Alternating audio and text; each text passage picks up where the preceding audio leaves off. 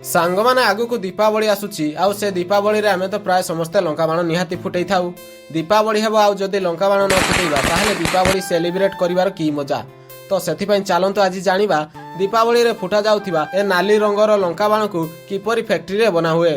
ଦେଖ, ଲଙ୍କା ବାଣକୁ ଫ୍ୟାକ୍ଟ୍ରିରେ ତିଆରି କରିବା ପାଇଁ ସର୍ବପ୍ରଥମେ ତ ତା ଉପରେ ଲାଗୁଥିବା ଏ ନାଲି ରଙ୍ଗର କାଗଜକୁ ନିଆଯାଏ ଏବଂ ତାପରେ ସେ କାଗଜକୁ ଲଙ୍କା ବାଣର ସାଇଜ ଅନୁଯାୟୀ ମେସିନ ଦ୍ୱାରା ତାକୁ ଛୋଟ ଛୋଟ ସ୍ଲାଇଜ କରି କାଟି ଦିଆଯାଏ।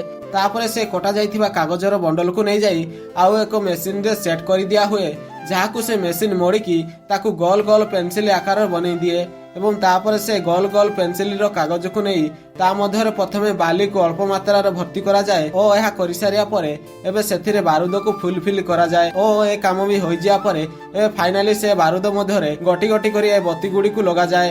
ତାପରେ ତୁମେ ଦେଖିପାରୁଥିବ ଏ ବାଣ ବର୍ତ୍ତମାନ ପୁରାପୁରି ଫୁଟିବା ପାଇଁ ରେଡି ହୋଇଯାଇଛି। ତ ସାଙ୍ଗମାନେ ଡେରି କାହିଁକି, ଦୀପାବଳିରେ ବାଣ ଫୁଟାଅ ଆଉ ମଜା ନିଅ ଏବଂ ମୋ ତରଫରୁ ଆପଣ